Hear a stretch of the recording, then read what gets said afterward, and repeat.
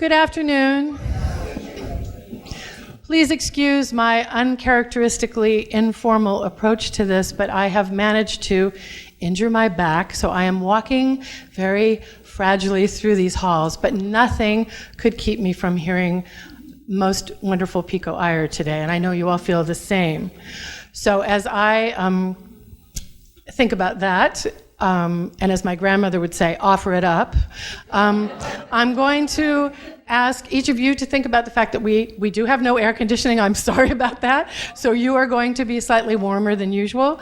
It's nothing wrong with you. Unfortunately, it's just a system problem. So it may be remedied in the middle of all this.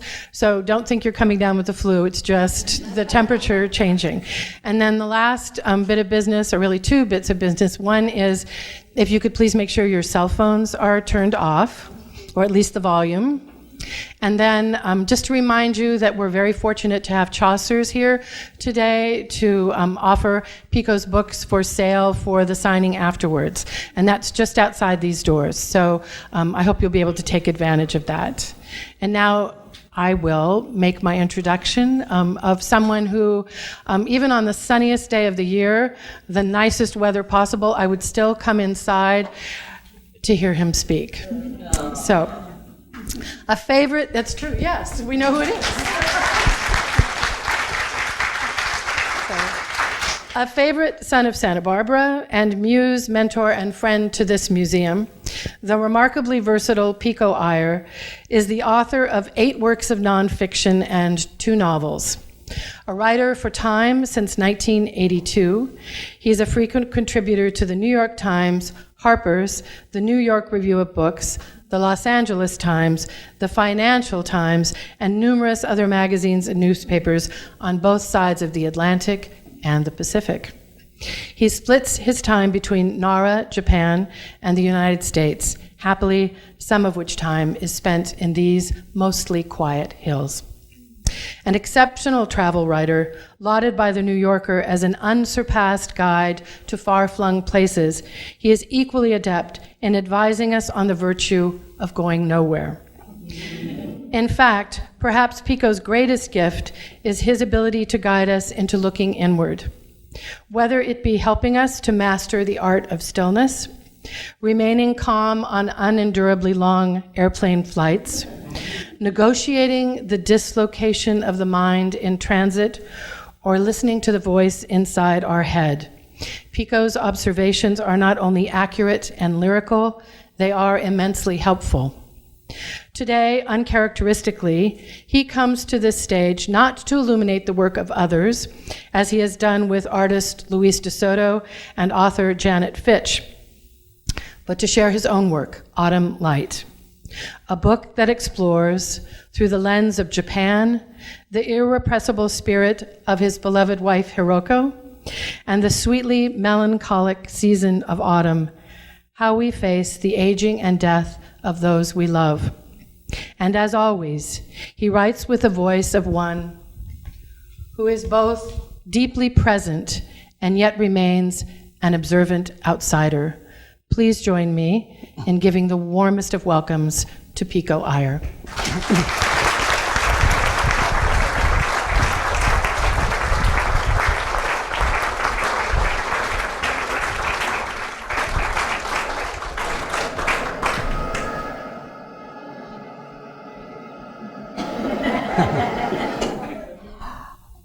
As Patsy was saying, I just can't believe how many people are here on this radiant summer Sunday afternoon. June gloom has finally consented to give us a break. And I'm so touched that anybody would pass up 90 minutes of radiance to be inside to join us. So thank you so much for that. And thank you, Patsy, if she's still here. I think everybody in this room knows that Patsy is such a generous fountain of eloquence and inspiration. And I think of her as really one of the literary epicenters of this community, but also a caretaker of the cultural conscience. And every time I see the roster of people who are coming to speak in this auditorium, I can't get over it. Every great literary superstar, from Colin Toybeen, to Richard Rodriguez, to Maggie Nelson, to Adam Jagaszewski. They're all right on the stage, and I think there's only one reason, and that's Patsy.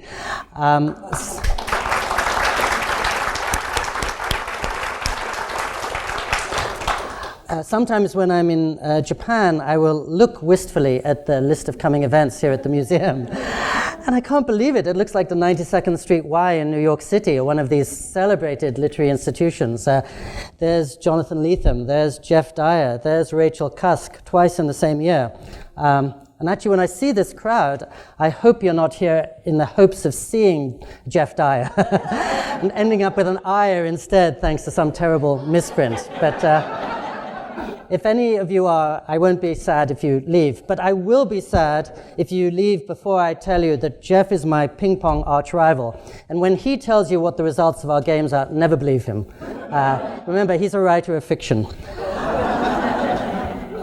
I'm always just so thrilled to be in this museum. And I think, as Patsy was saying, Santa Barbara's a part-time home for me, and ever since my parents moved here in 1965, really the museum has been a sanctuary, a muse, and a kind of treasure house. And I still remember as a little boy coming here and looking at the Monet painting and unable to believe how a European could deliver a perfect rendition of Hot Springs Road without ever having left Europe.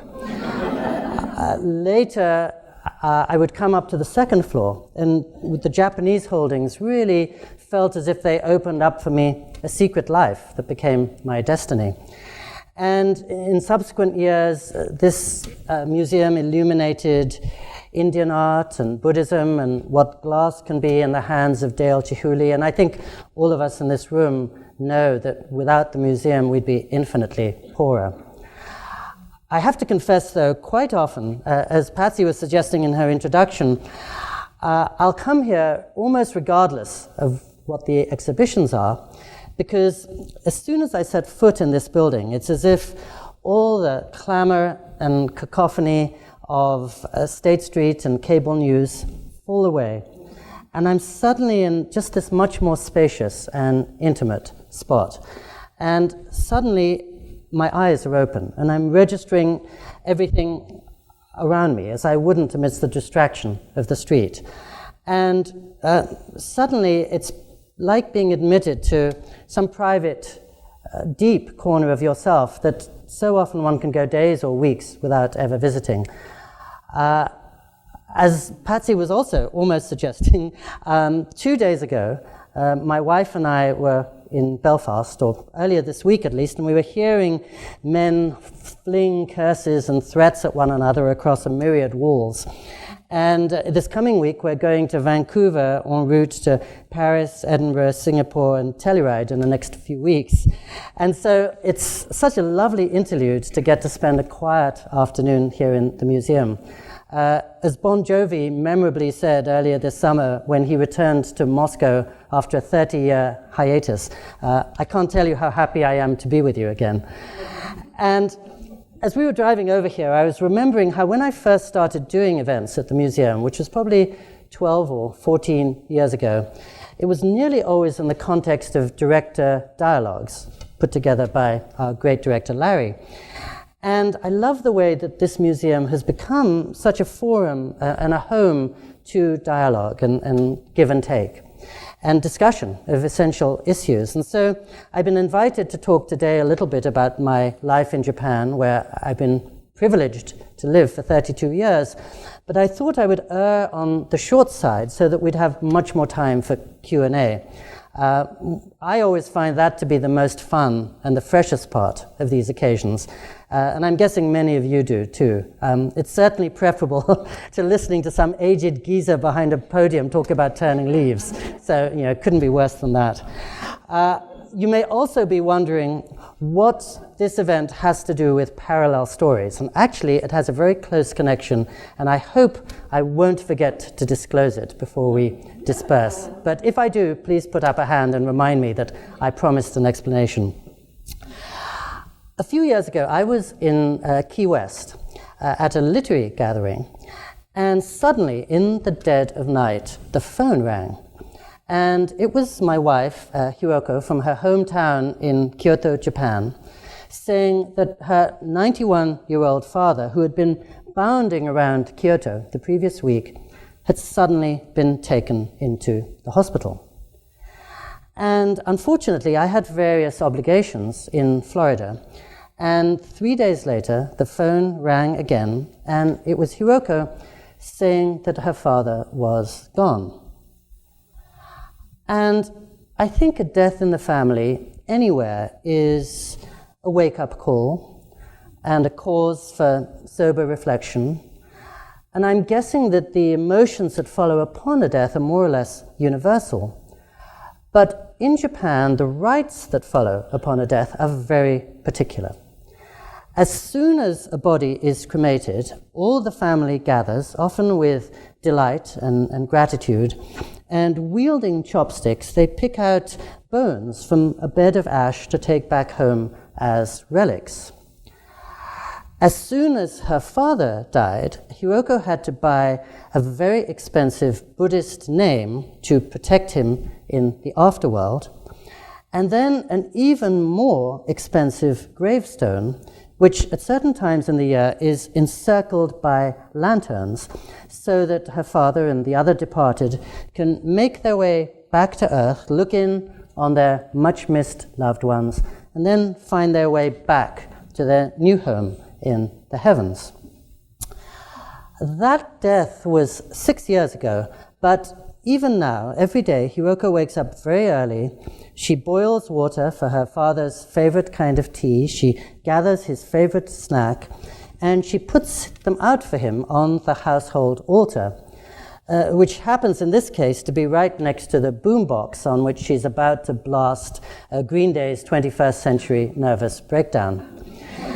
And on her occasional days off from selling semi-punky English clothes in a department store, she gets into a bus and then a train, then another train, and then another train for a 2-hour trip each way to what in Japan is known as a city of tomorrow, a graveyard, to fill in her long-departed grandmother and her late father on the family news. In a practical sense, as soon as her father died, she had to move her 86-year-old mother, whom her father had been looking after, to a nursing home. She had to get a will signed by her brother, which sounded really easy because he lives 15 minutes away, but in truth was very difficult because he'd cut off the entire family 25 years earlier on the grounds, he said, that his sister had gotten a divorce.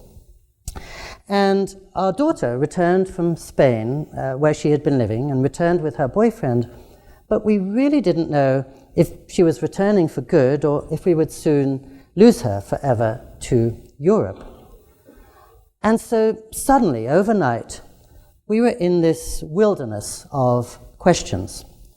And as Patsy was saying, I came back into the autumn because I always try to be in Japan for the autumn. And as some of you know, the skies are brilliantly blue in the late fall then, cloudless, warmer than Santa Barbara into the early days of December. But underneath that blue are the scarlets and golds and lemon yellows of the turning leaves. And I lived for 4 years in New England, and its fall is rightly renowned.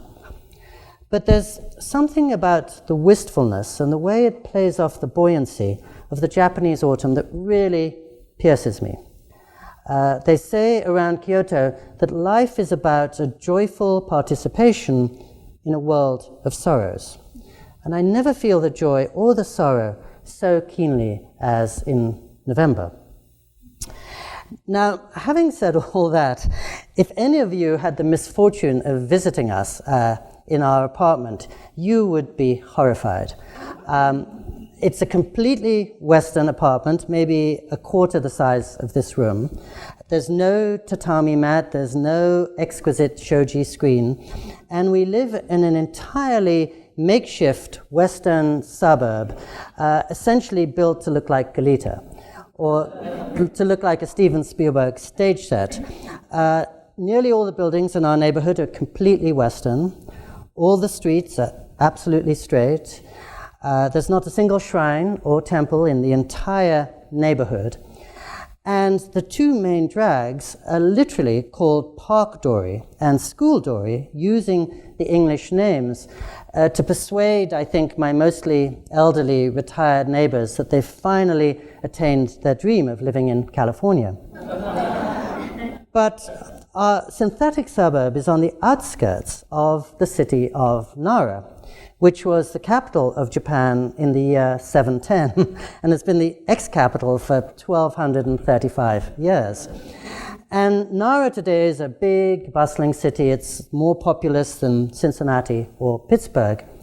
But right at the heart of it, downtown, is the largest municipal park in all Japan.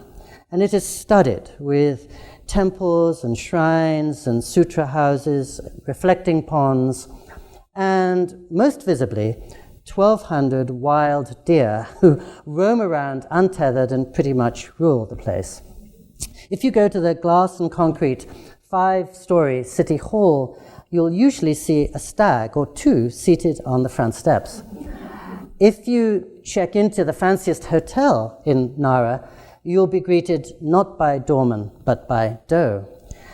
And so I think this image of a largely Western, very new suburb on the brink of somewhere deep and ancient and saturated with spirits is very much how I see Japan even in the 21st century. Right across the street from our apartment for many years is a health club. And in those days, whenever Hiroko had a day off, she'd get up again very early, she'd put on headband and leggings, and she'd go across the street for 8 hours of kickboxing and weight training and jazzercise and high-intensity aerobics and yoga and who knows what. You can tell already I can barely stand behind this podium. I'm not exactly a champion of athletic prowess. But my wife is Japanese, which means she is graced with patience. And so 17 years after we first met, she came back one day from the health club and said, didn't you used to play ping-pong as a boy? And I confessed I had. And she said, they were actually offering ping-pong now in the health club. Gentle hint. I snarled something dismissive, but a few weeks later I consented to go across the street with her to look in on the ping pong club. And as she'd imagined, or maybe as she had feared, within 3 minutes I was lost for life to ping pong. And I have lived in Japan for all those 32 years on a tourist visa, because I've never wanted to engage with official corporate Japan, which seems to me often to include some of the least interesting and imaginative sides of that culture. And I've always been drawn much more powerfully to everything private and interior and domestic in Japan, again, just as Patsy was saying. And that world is endlessly full of secrets and surprises. But in the ping pong club, suddenly I was the lone foreigner in a circle of 30 Japanese, mostly retired executives, grandmothers, a proprietress or two of a red light bar. And at my tiring 5'7.5", I was almost the tallest in the whole group. In my 50s, I was the youngest by decades. And when occasionally Hiroko would look in on the ping pong proceedings, she would register with alarm that her hairless, hapless husband was suddenly a kind of Justin Bieber figure. Really, I wish I were exaggerating, but I'm not. I'm sort of a teen idol compared with my octogenarian friends. And I think they're generally quite happy to have a token foreigner as a mascot. And so really, the ping pong club became my way of trying to understand how to fit in within Japan, which, among other things, means trying really hard with every breath, but never wanting to win. And so maybe I'll read a little excerpt from this book, Autumn Light, describing how this all plays out in our local health club. to enter Japan through the narrow gateway of Ping-pong. It didn't sound like any of the loftier ideas I'd had when I came over to Kyoto, weighed down by readings of old poets and philosophers. I'd moved to Japan, I thought, to learn how to live with less hurry and fear of time, to see how an old and seasoned culture makes its peace with the passing hours. I'd moved there to learn how best to dissolve a sense of self within something larger and less temporary. But now, to step into the health club, or on Saturdays, the old drafty gym, feels like stepping into the thick of a society in the middle of some convivial, long-running drama in which I have to tease out every turn and nuance.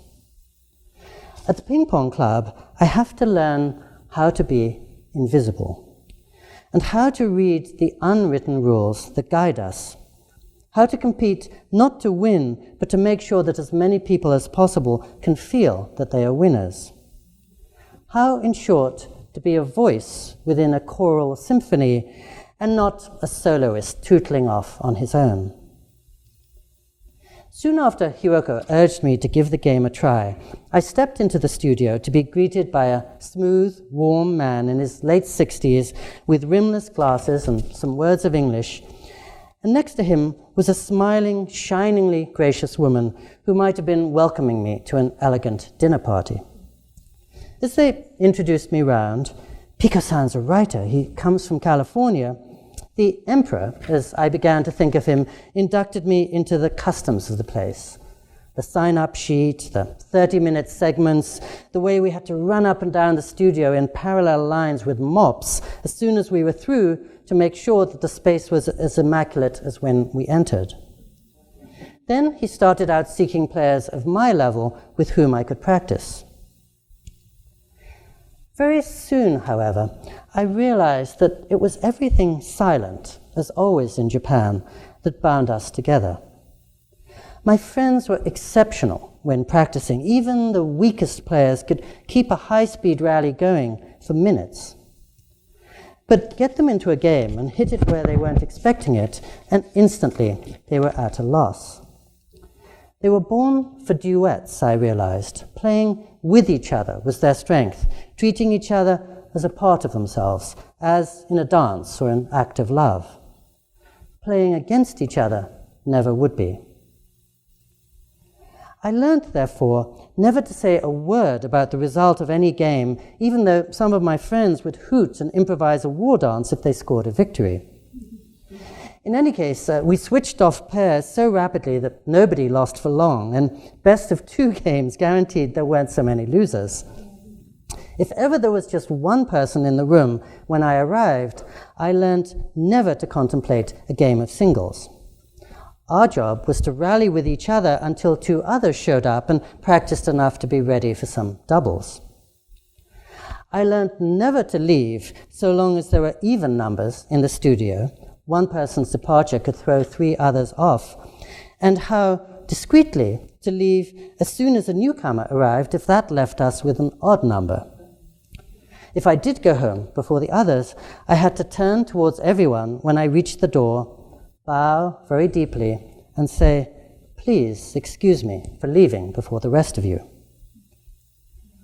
One afternoon, as I was exchanging forehands with the Federer graceful empress, her husband placed a kindly hand on my shoulder and said, "Pico-san, why don't you hit a few with Nakai-san?" Nakai-san was a tiny man with a sweet, clumsy smile and the air of a geek, not least because he was the only one to come into the studio carrying a stylish man purse instead of an Adidas bag full of equipment. He hit my balls back, but always a little tentatively, like a boy in a science lab who's trying to pour some semi-poisonous liquid into a test tube. I learned how to take spin off my shots so he could always block them back, and soon we were something of a dance team ourselves. One bright morning, however, I saw him stepping out of a long, very new black Mercedes outside the post office, leaving the engine running, and I realized, many months too late, Nakai-san was a professional gangster. The rare soul who had decided to ignore that section of the health club registration form that requests every prospective member to confirm, I have no tattoos and I am not a member of any criminal organization.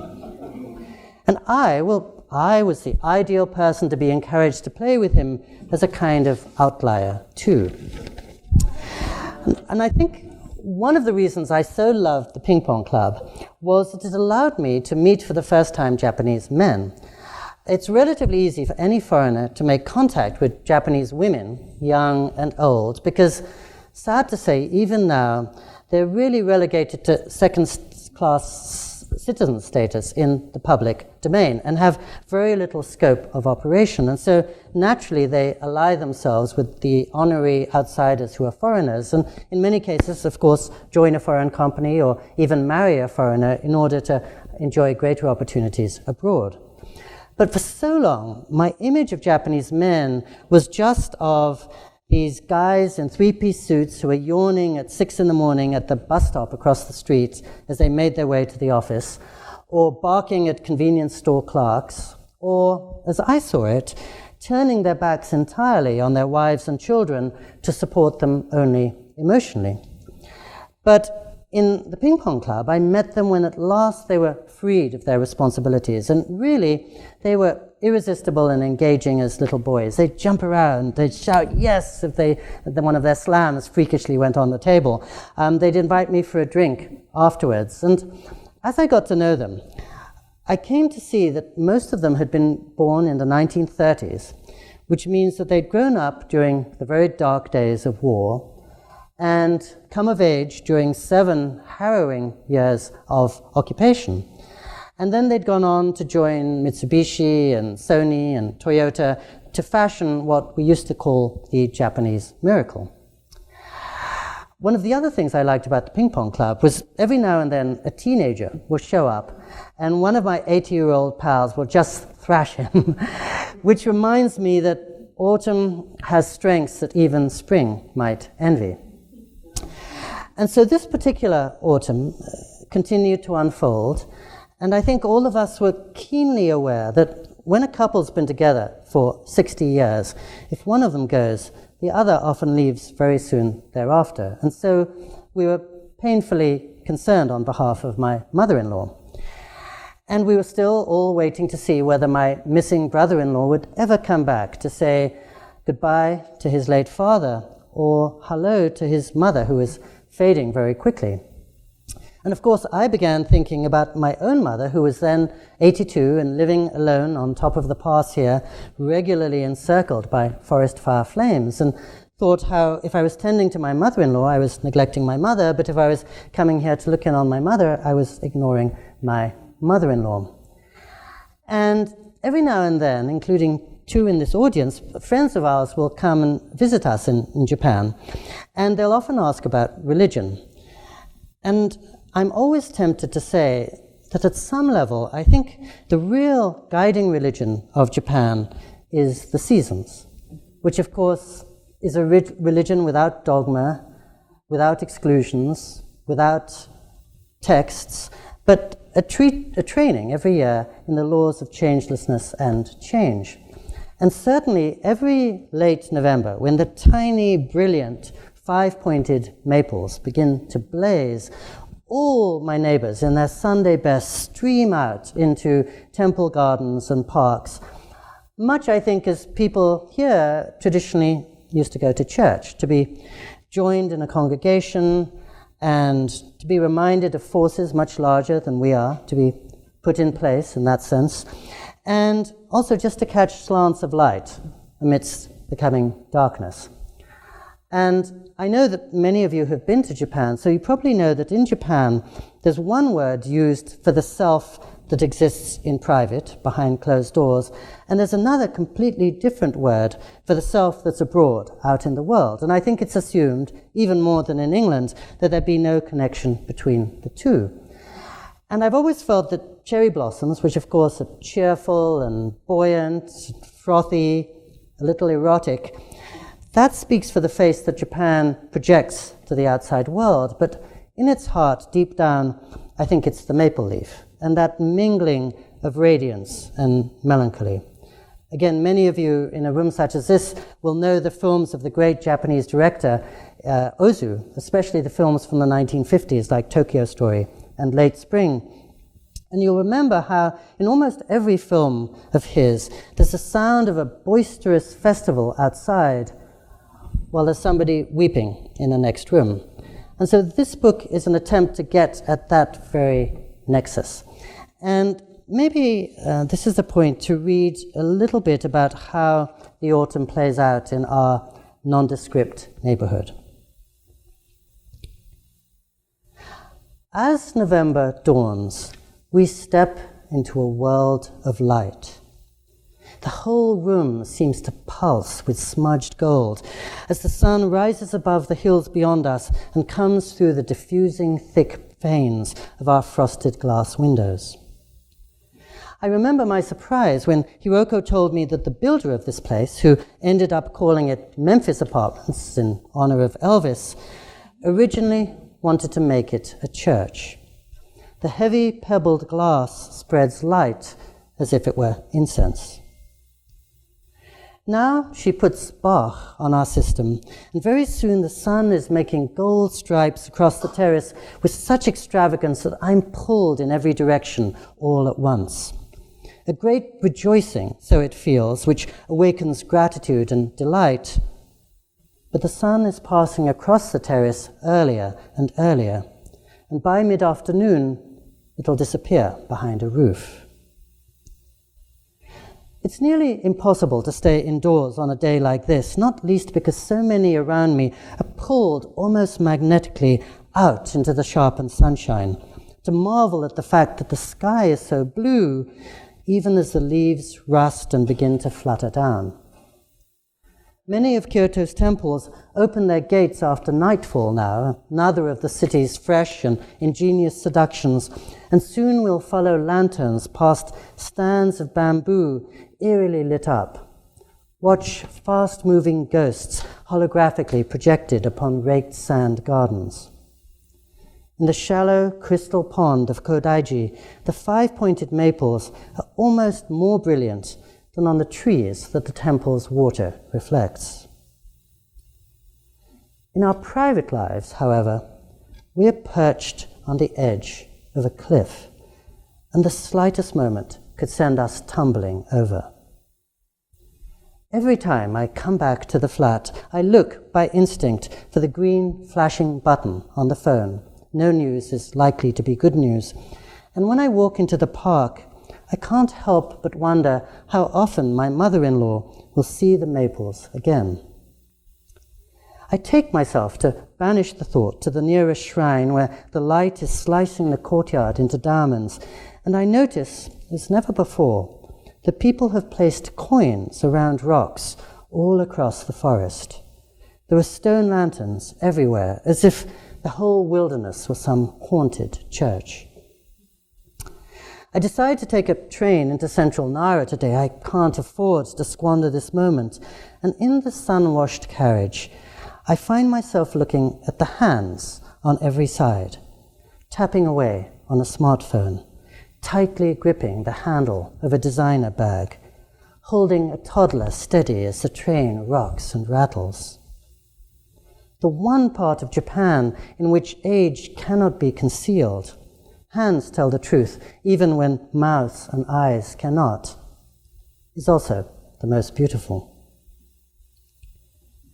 In the deer park, an old woman has set herself on a bench to transcribe the autumn colors in a sketchbook.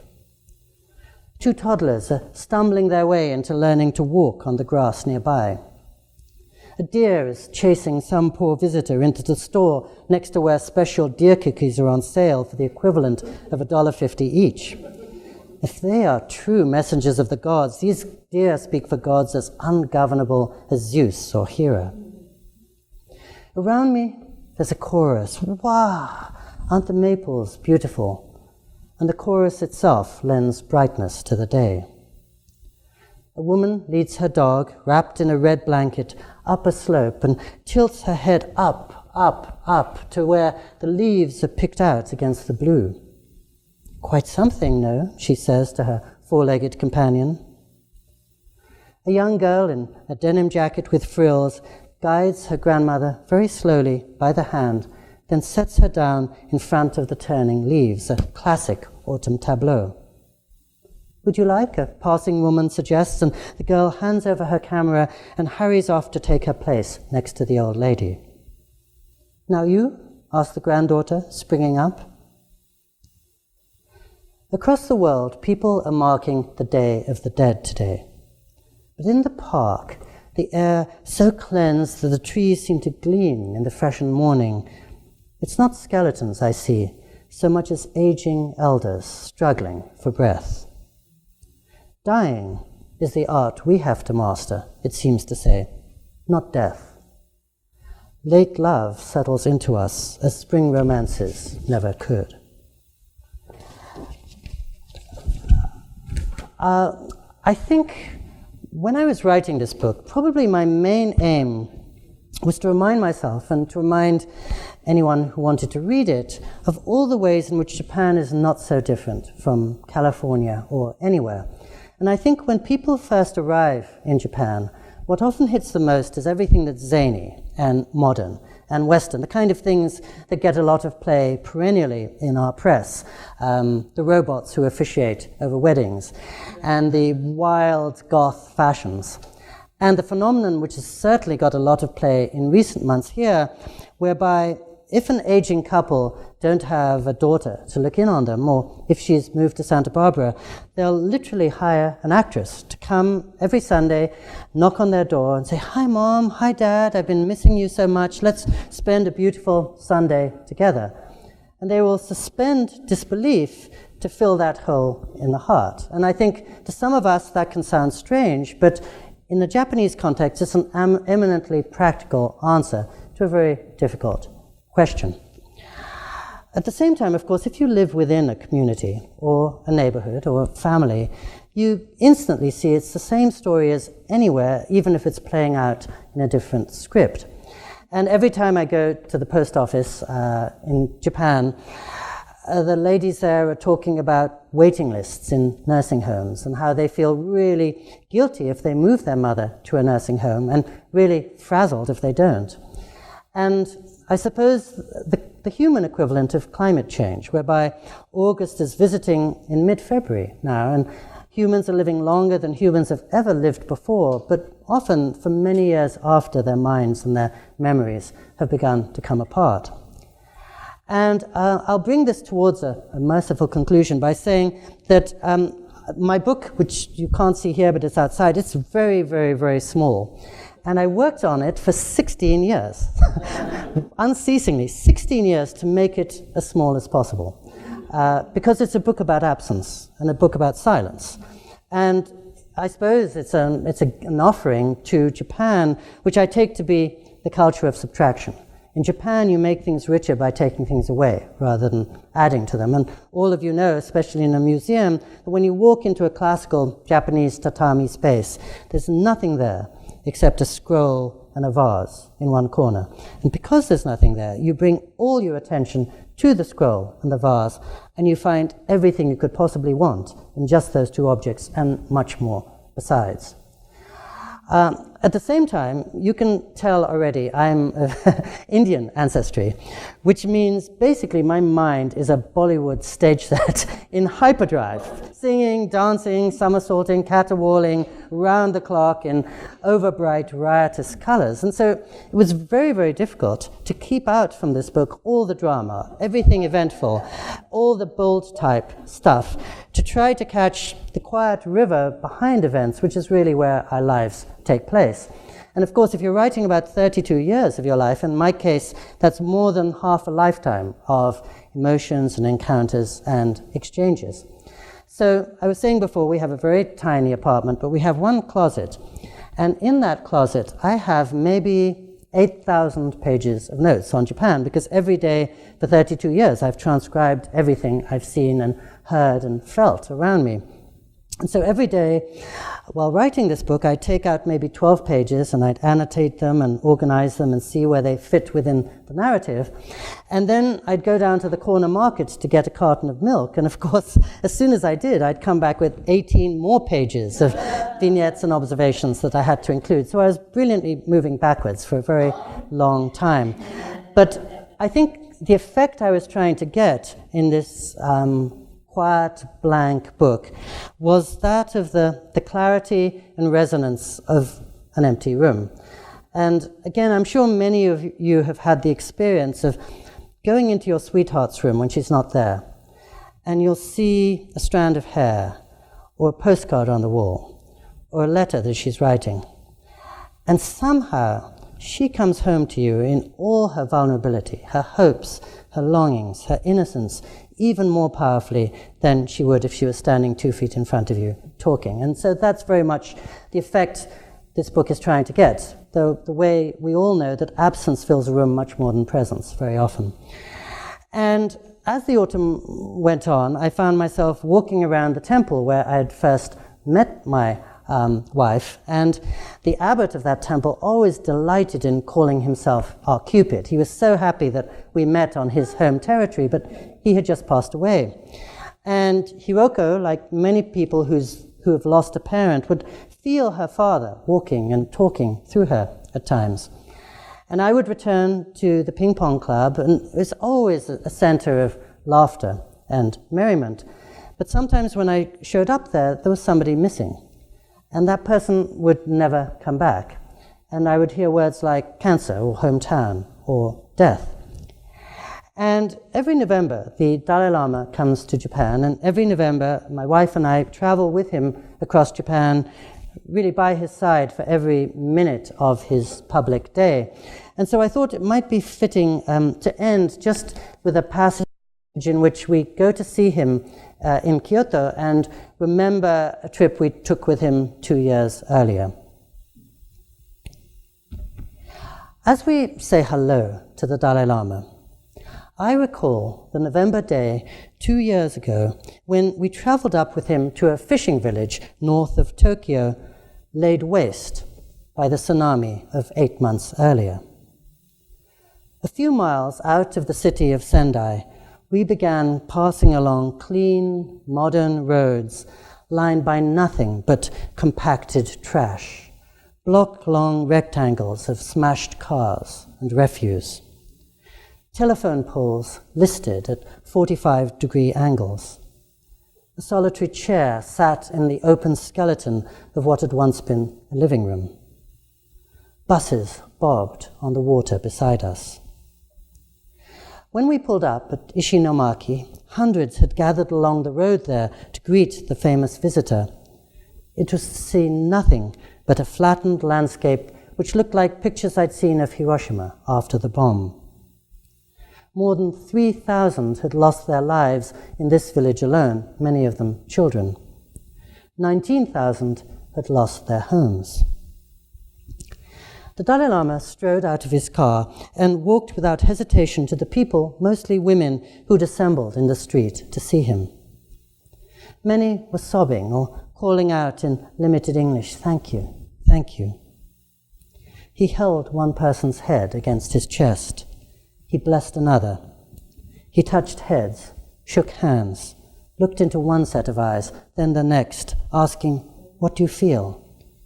Are you still sad?" "Please," he told them, as the women sobbed and others pushed forwards, "please, be brave. Please, change your hearts. You cannot change what has happened. Please help everyone else. Help others become okay." The crowd fell quiet. Some of its members nodded. "Too many people died," he went on. "If you worry, it can't help them. Please, work hard.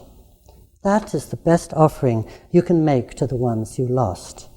Rebuild your community as your country rebuilt itself after the war." It's the kind of advice that anyone might give, perhaps, but when he turned around to walk towards the temple that had survived, gravestones in the foreground tilted crazily over or knocked down entirely, I saw the Dalai Lama take off his glasses and wipe away a tear himself. Suffering is the central fact of life from his Buddhist viewpoint. It's what we do with it that defines our lives. Just one day later, we return with the Dalai Lama and his bodyguards to the hotel, hasten up in the elevator to the top floor, and walk at high speed down the corridor with him to his room. His eyes are often red after a long day of events, but his pace never slackens. He's holding Hyoko's hand as he moves forwards, as in some physical expression of his teachings. He reflexively reaches for any set of hands to clasp between his own as he strides along. Just before we arrive at his door, Hyoko says, "Your Holiness, we must leave you now, but thank you for everything." He's on his way to Tokyo next day. We have obligations at home. Also, she says, and her voice begins to falter just a little, "I want to tell you, my father passed away this year." Instantly, the fast-stepping monk stops. He looks at her directly. "When?" "This year." "What cause?" "No cause. He was old. His body was tired."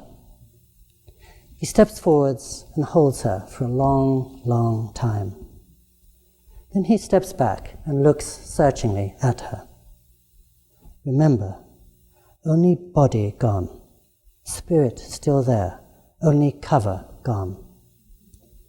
Then he heads into the room and at the threshold turns around to wave at us briskly, "Good night, thank you," and then is gone as we head back into the golden flares of late afternoon. Thank you for listening so patiently.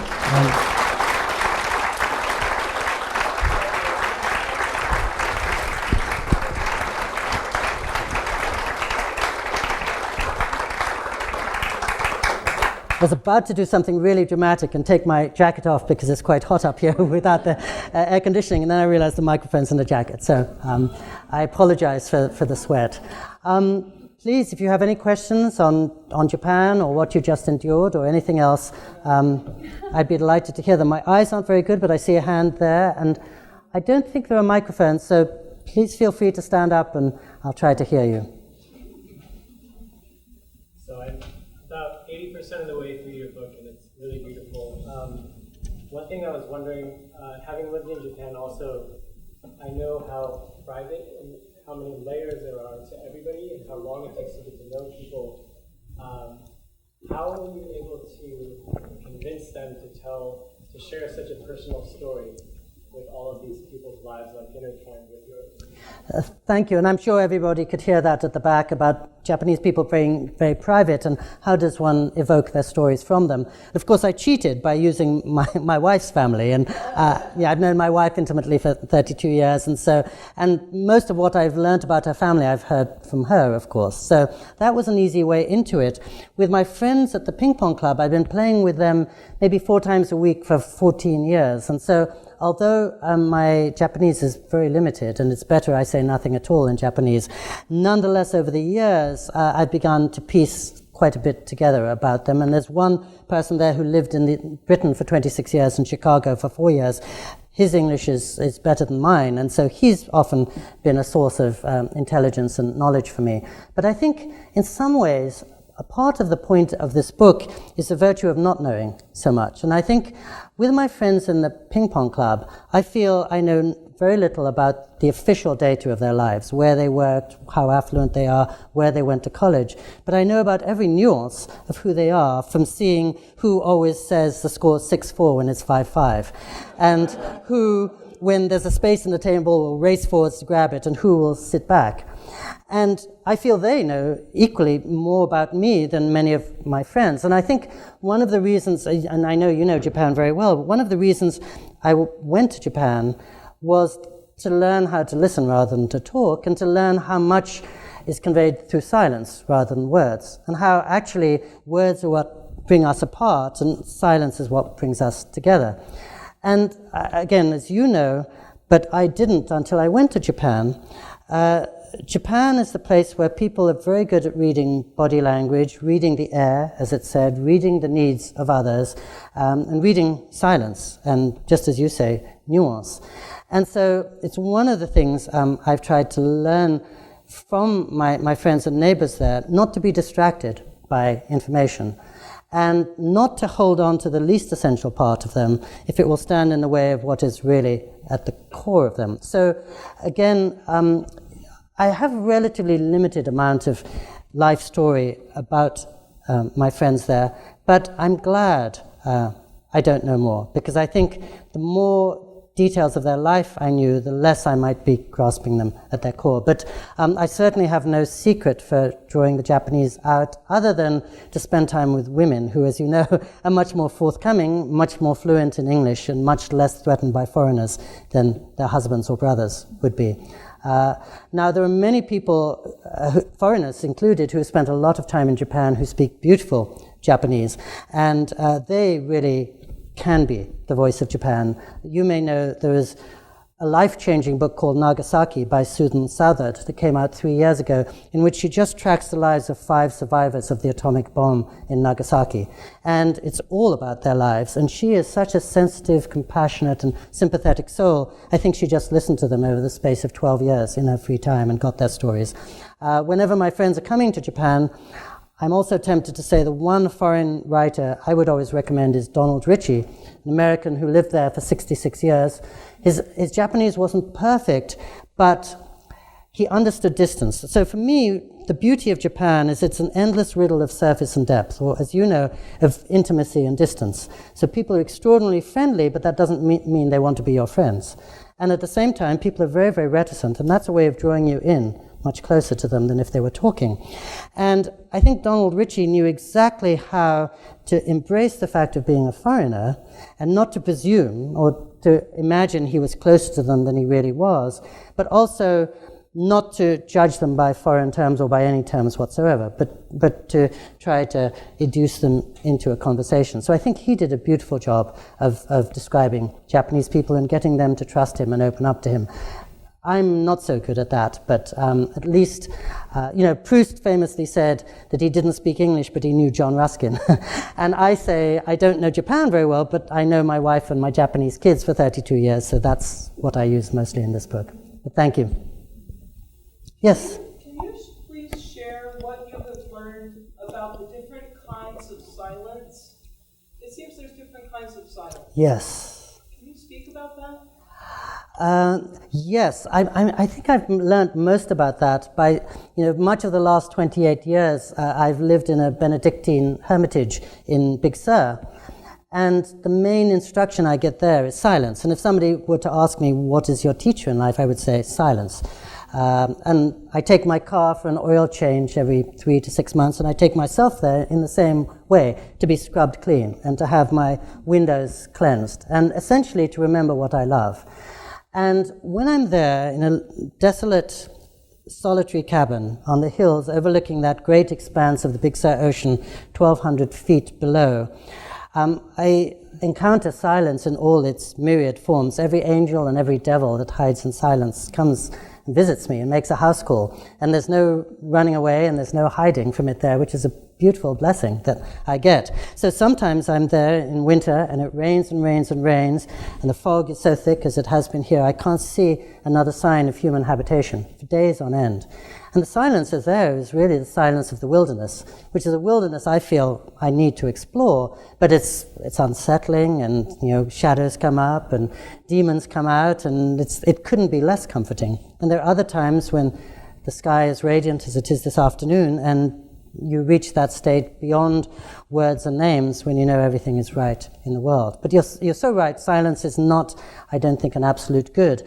In Japan, though, it's seen, because it's a society based on harmony, it's seen as the essential glue that brings people together, just as invisibility is, as I was reading about. And so soon after I got to Japan, I found out that the ideal date involves 2 people going to a movie, taking it in rapt silence, and then coming home and never saying a word about the movie. Because at some level, what you say about the movie is extraneous, and it's again only going to tear you apart. But what the experience of seeing the movie and taking it in is what is making it's communion, essentially. It's what's bringing you together. I spent a little bit of time with Leonard Cohen, whose best friend in the world was his Japanese teacher, and they were together for 43 years. Leonard spoke no Japanese. His teacher spoke very limited English. And I've barely been witness to a richer sense of companionship. They understood each other perfectly, to the point where words, again, would only get in the way. And I remember I was, sorry, this is extraneous, but I was very moved once when I was visiting Leonard Cohen in his house, and he was the most spellbinding writer and the most articulate speaker I've ever met. And he was speaking spellbindingly about politics and literature and the journey of the soul and a myriad other things over lunch. And then suddenly he took up 2 little chairs and he carried them out to his tiny garden, which looked out on a little flower bed and a quiet residential street. And he sat down, and I sat down next to him, and then nothing. And I waited, nothing. More minutes, nothing. And finally I thought, well, this is a gentle hint. So I said to him, I'm really sorry, you must have things to do, I should leave you. He turned around and he looked at me beseechingly and he said, please, don't go. And I realized, partly through his own practice, 5.5 years as an ordained monk, and partly through the silence he'd shared and learnt from his teacher, he knew that's really where friendship takes place. And he didn't spend time in Japan, but it's very much the lesson that I've learned in Japan. And of course, Japan is the great center of conflict avoidance, because they figure that that's very different from here, and there's a point to be made that anger should be released. But I think in Japan they feel, as the Dalai Lama does, that 90% of anger is projection. And that if you're expressing anger with somebody, it's probably deep down anger with yourself. And therefore, it's much better to not give it voice. And I grew up in this tiny, tiny apartment with 2 children, my stepchildren, entirely Japanese, going through adolescence. That was a daily instruction to me, because of course, as their mother was cleaning up their room every day, she'd find all the kind of magazines that a 14-year-old boy has and isn't meant to have, and she'd gather them up and throw them out silently. And then he would come back and silently register his mother would throw them all out and no doubt silently replace them. But never was a raised voice, or never did she feel the need to berate him, or he feel the need to defend himself against her. And so they navigated what can often be a very tumultuous time without a word spoken, but based on realism. So if somebody were to ask me, why do you live in Japan, I'd say it's the kindest society that I've encountered in my travels. But if somebody said, what do you learn most from Japan, I would say to work with reality. And when I moved from Santa Barbara to some extent to Japan, I thought, well, I'm moving from a society based on the pursuit of happiness to a society based on the reality of suffering. And the fact that because we all get older and most of us get sick and die, that's why we find our beauty and wonder right now. In other words, Japan is a very optimistic place precisely because it knows that suffering is the non-negotiable truth with which we live. My great friend and hero, Richard Rodriguez, who was on the stage 20 months ago, he always says, because he's Mexican-American, Mexico has a tragic sense of life, and that's why it's happier than California. And I often say to him, well, yeah, I know what you mean, because I live in an old world society too, Japan, and it figures these are the cards we're dealt with, so let's rejoice. It's going a long way from the different kinds of silence, and of course there are many more that probably all of you could explicate better than I, but thank you for such a soulful question. Yes? So, Pico, I had the good fortune of getting to hear your book, an excerpt of your book last year before it was out. Oh, I'd forgotten about that at Tassajara. Yes. Hi, Maureen. Nice to see you. And so I'm wondering, I'd love to hear kind of the story of the journey of letting this book out into the world and the reactions of it. And the second thing is, you were going to tell us a story or something? Thank you. Good, I can count on you. So we spent 2 summers in Tassajara together. It's really nice. Thank you for being here. So I'll take the second part of the question first. So this series is called Parallel Stories, which is why it's usually about a dialogue. Now, how's one person going to do a parallel story? So the confession I should make at this point is, if by some miracle one of you doesn't enjoy this book, I have another book on Japan coming out in 6 or 7 weeks. And actually, this brings us to a bit of the answer to the first question, too. So I wrote 2 completely contradictory books at exactly the same time on Japan, with a view to bringing them out on the same day from the same publisher. My publisher was wiser than I am and said, well, let's put a few weeks between them, so 12 weeks between these 2 books, or 16 weeks. But a book called The Beginner's Guide to Japan will come out at the beginning of September. And as you can tell, the book I was reading from, Autumn Light, was my attempt to have a Japanese neighborhood speak to you, unmediated. I try not to be there very much in the book, and I want the neighborhood to present itself to you in all its dailiness.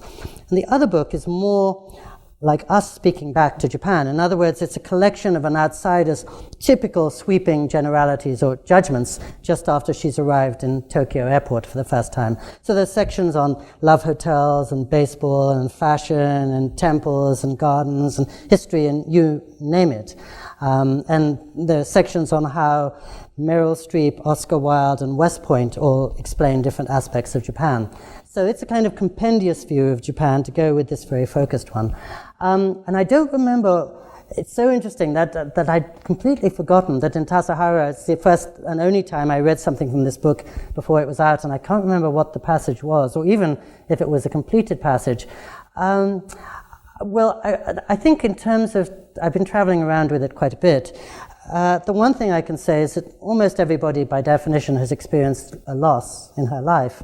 And so at that level, I hope there's something here that would speak to people, because I'm no expert on any of this, but all of us are dealing in our imperfect ways with the fact of loss and how to find one's delight and place the delight in the same frame as loss.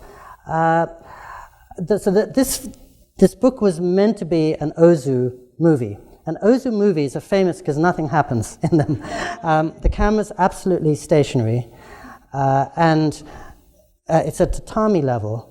And all that happens in an Ozu movie for 2.5 hours is you hear a train passing outside, and a neighbor looks in and says, hello.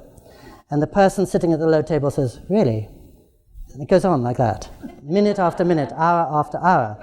And then as it unfolds, you realize that the train is taking the daughter away, who will never be seen again, and that the neighbor who's looking in is suffering from cancer, and that the man who's saying really is practicing a form of denial and is failing to see that his daughter's getting older and older and looking after him and thus unable to get married.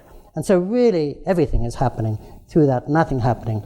But Patti Smith in her book, Just Kids, says it's really hard to write a book about nothing happening. And I think it's even harder to read a book about nothing happening unless you're in the right frame of mind. So my sense is this book might be too quiet for people, too uneventful for people, because it's deliberately about what's behind the peaks and valleys. But it does have a beautiful cover. The second book, through very uncharacteristically canny marketing, I called it A Beginner's Guide to Japan, because Japan's enjoying a huge tourist boom at the moment. 5 million international visitors a year, became 31 million last year, and will hit 40 million next year, which is wonderful for Japan. We couldn't be happier. And so I'm hoping that all those 40 million will say, Beginner's Guide to Japan, what could be a more useful handbook to my coming trip? In fact, it'll tell them nothing practical or helpful at all. But it's got that deceiving title. And the British edition has an incredibly zappy color. It looks like a psychedelic explosion. So people will be buying it on false pretenses twice over in England. But thank you. I'm so happy to see you again. And I hope we'll see you next year in Tassajara again. Yep. Well, I wanted to tell you that my friend and I came out from LA to see you today. Thank you. Because our book club just read your book. Uh-oh. And we loved it. Oh, good. And one of the reasons we were drawn to read your book was because it is about death. One of the themes.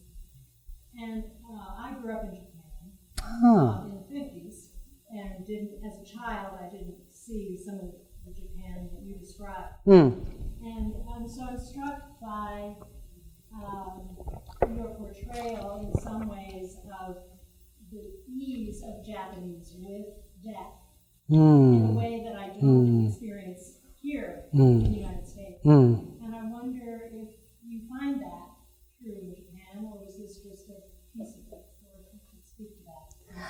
Yes, I would love to hear more about your growing up in Japan in the 50s, and I'm envious of you getting to see that. But yes, I think it's an old world thing, again, that in Japan nobody ever leaves. The dead are more or less in the next room.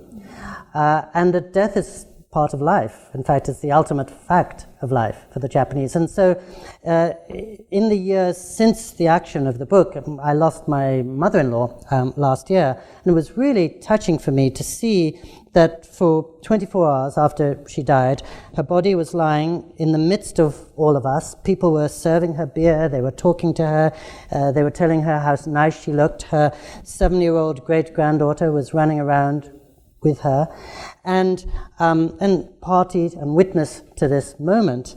And I thought that wasn't a bad thing. Now, as you know from living in Japan, everything is very ritualized in Japan.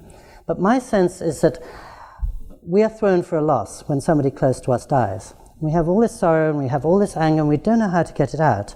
And the beauty of the Japanese system is you know exactly what to do and how to hit your marks and what to do one day after the death and 49 days after the death and 1 year after the death. And although that can't heal the pain, it at least takes out a little bit of the uncertainty and reminds you you're taking the same journey as every person from Japan for the last 1,000 years. And that this is, Henry David Thoreau famously said, if death is seen as a law rather than an accident, it completely transforms the way we look at anything. If it's a shock to our system, then it's an affront to us. If it's as inevitable as autumn and winter and nighttime, then it's something we live with in all senses. My wife really should be answering this, or somebody here who knows more about Japan than I do. But sometimes my friends will say to me, isn't Japan crowded? Because there are 127 million people on this very small island.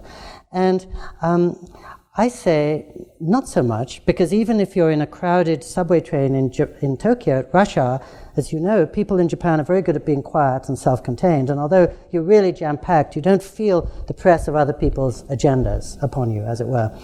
But what does make it crowded is that it's filled with spirits, and the dead are all around. When I and my wife check into a hotel in Japan, she's often pretty freaked out, because she feels there are already 6 people in what looks to me like an empty room.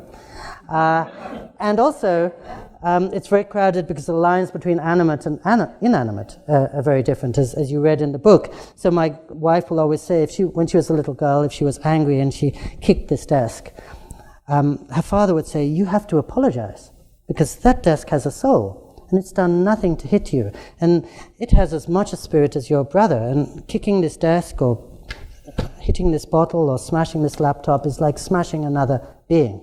All of you who've seen the films of Miyazaki, like Spirited Away or Princess Mononoke or Totoro, now know how every blade of grass and speck of dust in Japan is meant to have a soul. So I think for my Japanese neighbors, it's a very saturated place. Luckily, as a foreigner, I'm kind of impervious to a lot of it, but I'm grateful to be able to learn from their matter-of-factness about death and the way they handle their expectations, thinking delight is the happy surprise rather than sorrow.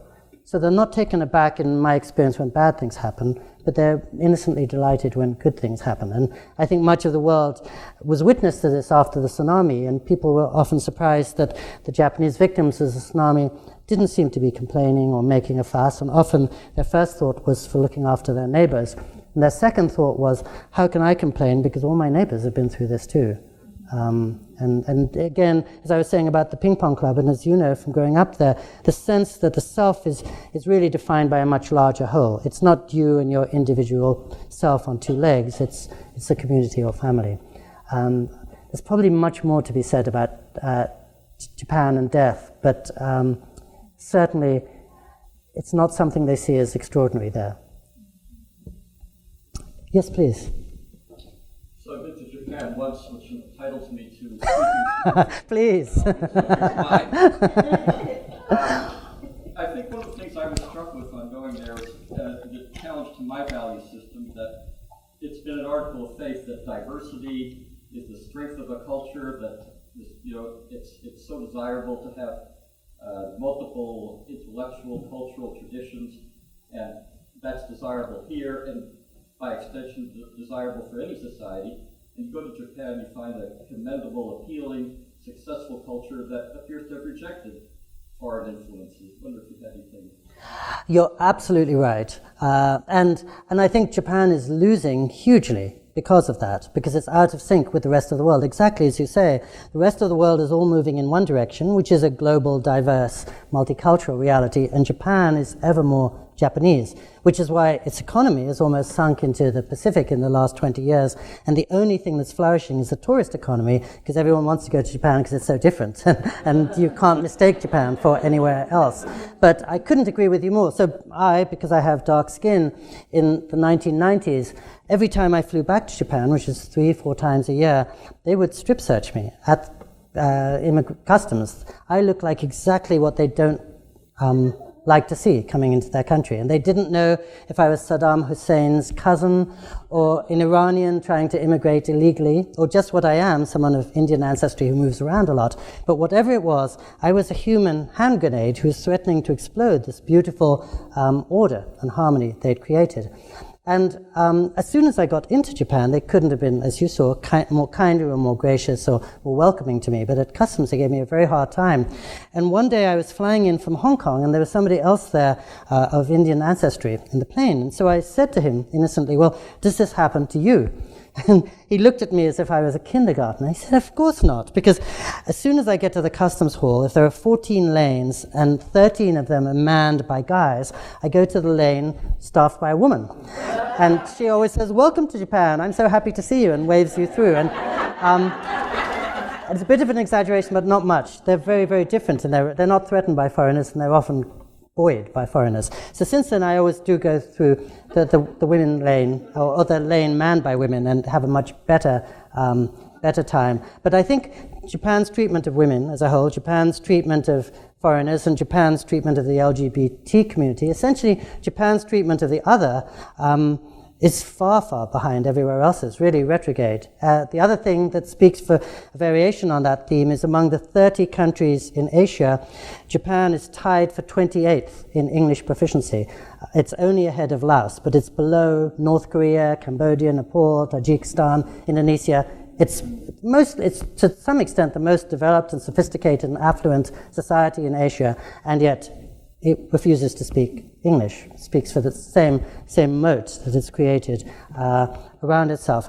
At the same time, when they were strip searching me at customs, I never thought badly about it, because I realized it was the flip side of everything I love in Japan, which is that the society functions like a beautiful orchestra. And everybody is playing from the same score. Each person knows her part and plays it impeccably, and so they make the beautiful music that is public social Japan. And when a foreigner like me comes in, I don't have the score, I don't know how to read music, I'm stumbling into things, I'm threatening, as I say, to disrupt this beautiful symphony. It's as if the LA Symphony or Philharmonic were playing here and I suddenly walked on with a tambourine or something. Of course they're going to want me to be off to the side, and as you probably experienced, Japanese are very happy to see foreigners visit for 2 weeks, and much less happy to see them stay for 2 years, or in my case 3 decades, which is another reason I live on a tourist visa, to remind them, but I know I'm not Japanese, I don't want to be Japanese, I don't want to put you out, and I know I'm not exactly the person you most want to see in your neighborhood, but don't worry, I'm flying out within less than 90 days. The one other thing I'll say, and of course this comes from a different context, but you may have seen 3 days ago, since I spoke about him, the Dalai Lama spoke out quite strongly against diversity in some ways, saying it was good that Muslim refugees be in Europe and that Europe protect them, but that it's important that they go back to the countries they came from and rebuild them. And he feels that Europe should remain a Christian area and other places to remain Muslim or whatever. And I think he's speaking from his particular perspective of having seen his country threatened and toppled by visitors from elsewhere. But still, it was an interesting perspective from a wise man. But I share exactly the same feeling you had about Japan. We probably have time for a couple more questions. I see somebody right at the back, patiently waiting. I have a question about your relationship with Dalai Lama. You've had this very unique opportunity to have such a close relationship for many years. Yes. And I wondered if you were ever drawn to becoming a Buddhist without practicing. Whether I was drawn to become a Buddhist myself. No, mostly because of the time I spend with the Dalai Lama. And by that I mean two things. First, I see what really hard work and what an incredibly serious commitment it is. Much more than reading books or sitting in monasteries or whatever. When I saw Leonard Cohen for 5.5 years in his 60s, scrubbing floors and shoveling snow and just becoming anonymous, again, I thought, well, that's an extraordinary commitment, and I don't have the courage or resolve for that. The second reason, as you know, is that when the Dalai Lama comes to this country or anywhere in the West, he tells people not to become Buddhists, but to stick within their own traditions where our roots are deepest. And I think, as you know, he often says you can learn from Buddhists, and Buddhists can certainly learn from us. But I think what he's witnessed over 35 years is sometimes people grasping for an alien tradition before they fully understood it, or for reasons that they haven't thought through. I grew up in a very different culture from the Buddhists, and I'm really grateful to have spent 32 years in deeply Buddhist Japan and to have learnt a huge amount from people like His Holiness and Leonard Cohen, who have earned the title of Buddhist. But I can't say that I've begun to do any of the things that they've done. Maybe one final question, if there is one, or yes. Listening to you talk about Tassajara and the Benedictine monastery of Big Sur and your Indian heritage and your California connection and your Japanese. So that shows this parallelism, I think, as well. Because I see that as an Irish person living in California, who always feels like I don't belong, and yet when I'm back home, I always feel like I don't belong anymore either. Yeah. And then I also go to that place where I will go to Tassajara and I will go to the Dalai monastery as well. And is there an element in being that person who is a journeyer, is a traveler, is almost unrooted from the world in a way, that there's a parallelism that you're embodying in your own self? Well, I feel I'm rooted, but not geographically.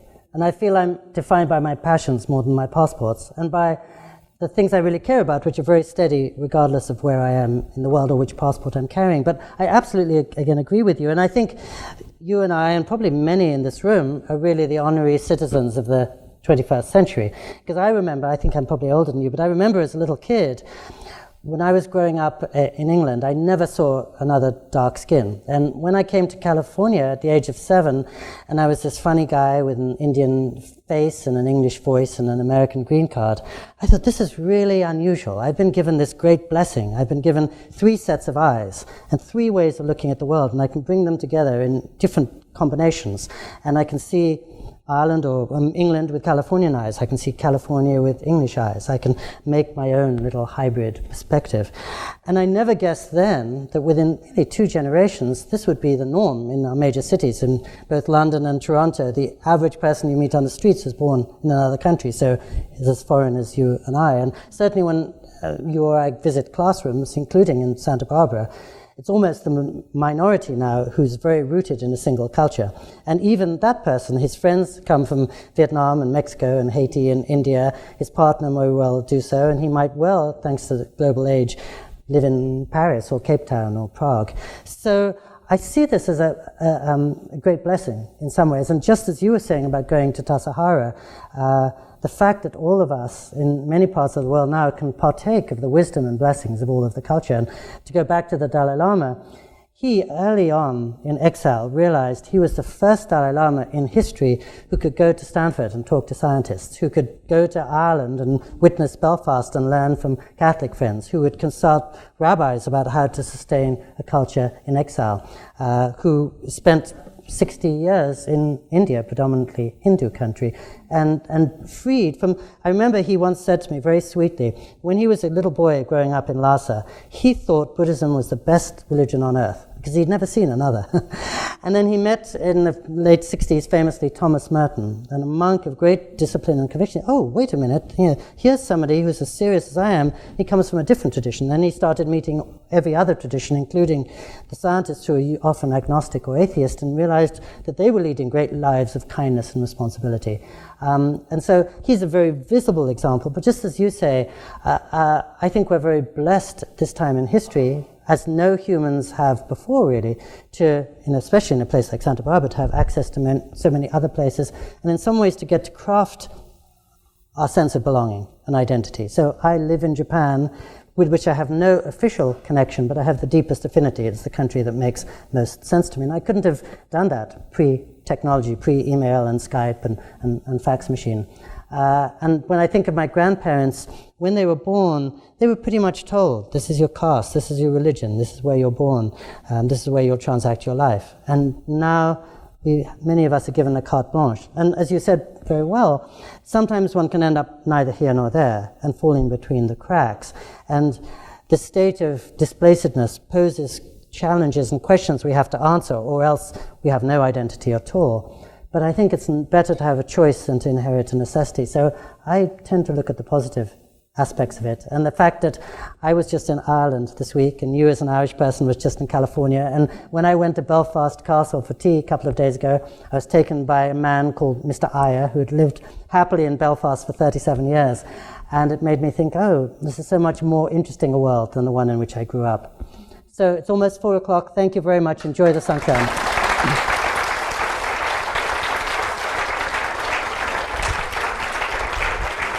Here we go, back there. That's so in it.